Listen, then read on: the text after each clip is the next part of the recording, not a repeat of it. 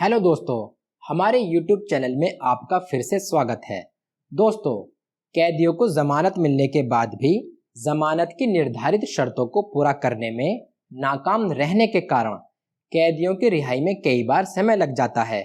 ऐसे ही मामलों के लिए सुप्रीम कोर्ट ने जमानत दिए जाने के बाद हिरासत में रहने वाले कैदियों की रिहाई के लिए 7 महत्वपूर्ण गाइडलाइंस यानी कि 7 दिशा निर्देश जारी किए हैं, ताकि जमानत मिलने के बाद रिहाई में देरी को रोका जा सके और कैदियों को जल्द से जल्द रिहा किया जा सके।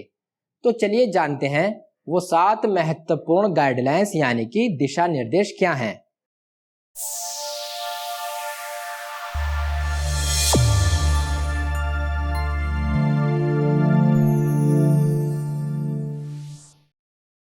इन गाइडलाइंस यानी कि दिशा निर्देशों के बारे में जानने से पहले आइए जानते हैं कि सुप्रीम कोर्ट को ये 7 महत्वपूर्ण गाइडलाइंस क्यों जारी करनी पड़ी।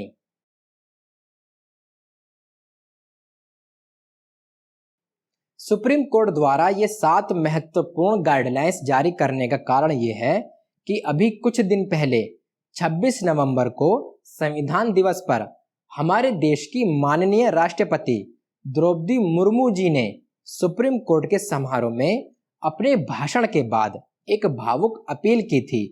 उन्होंने कहा था कि देश की जेलों में बंद हजारों कैदियों के पास जमानत पर रिहाई का अदालत का आदेश तो है, लेकिन रिहाई के लिए उनके पास जमानत राशि के पैसे तक नहीं हैं, लिहाजा वो जेल में ही बंद हैं।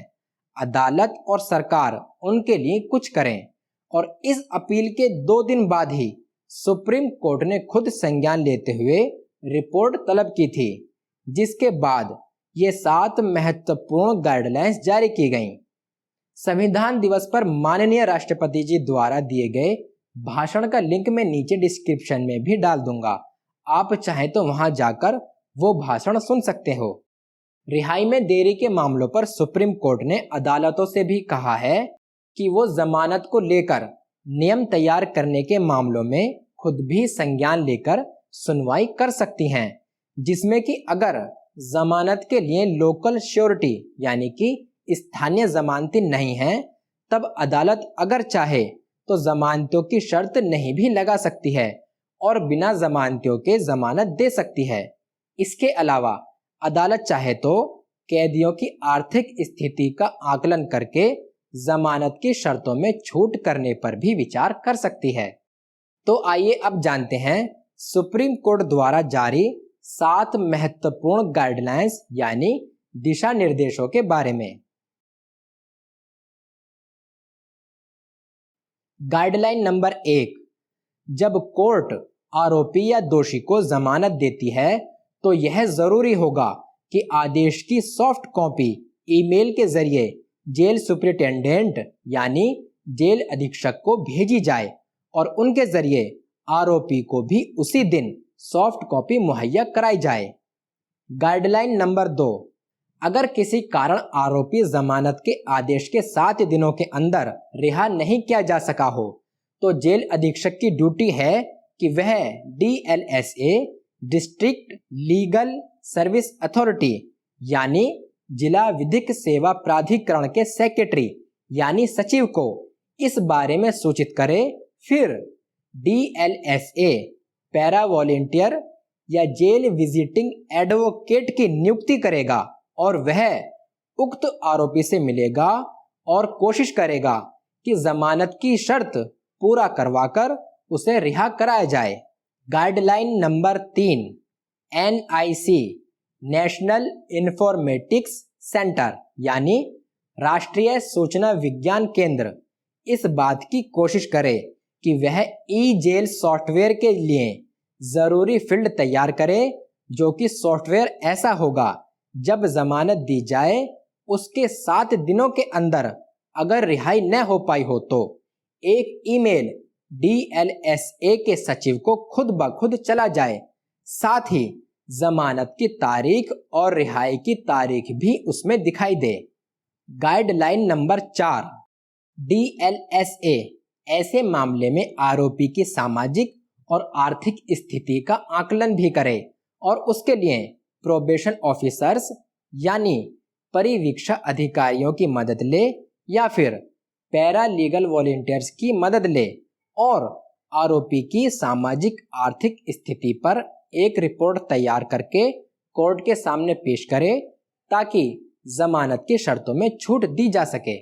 गाइडलाइन नंबर 5, अगर अंडर ट्रायल यानी विचाराधीन आरोपी या दोषी यह अनुरोध करता है कि वह जमानत पर रिहा होने के बाद जमानती बॉन्ड और मुचलका पेश कर देगा तो उसे प्रोविजनल बेल यानी अस्थायी जमानत देने पर कोर्ट विचार कर सकती है ताकि जमानत पर रिहा होने के बाद आरोपी जमानती और बेल बॉन्ड का इंतजाम करके अदालत में पेश कर सके।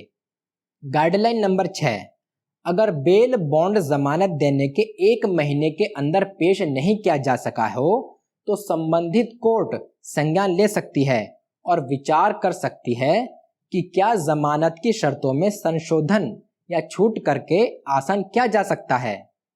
गाइडलाइन नंबर 7, कई बार आरोपी या दोषी की जमानत पर रिहाई में लोकल श्योरिटी यानी स्थानीय जमानती पेश न होने के कारण देरी होती है।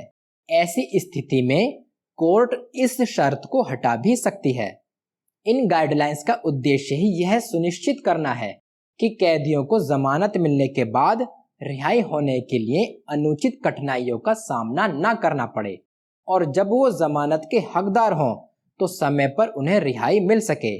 इसीलिए समय पर रिहाई और न्याय मिलने के लिए ये गाइडलाइंस यानी दिशा निर्देश बहुत ही जरूरी हैं। दोस्तों, ये थी आज की हमारी वीडियो जमानत के लिए सुप्रीम कोर्ट द्वारा जारी 7 महत्वपूर्ण गाइडलाइंस यानी कि दिशा निर्देशों के बारे में। हम उम्मीद करते हैं कि इस वीडियो ने आपको इन 7 महत्वपूर्ण गाइडलाइंस को बेहतर ढंग से समझने में मदद की होगी। अगर आपका कोई प्रश्न है या कोई कानूनी जानकारी चाहते हो तो आप नीचे कमेंट करके पूछ सकते हो। और दोस्तों, वीडियो को लाइक और शेयर करना ना भूलें और साथ ही आसान भाषा में कानूनी जानकारी के लिए हमारे चैनल को सब्सक्राइब करना भी ना भूलें। वीडियो देखने के लिए धन्यवाद। मिलते हैं दोस्तों अगली वीडियो में, तब तक के लिए गुड बाय, जय हिंद।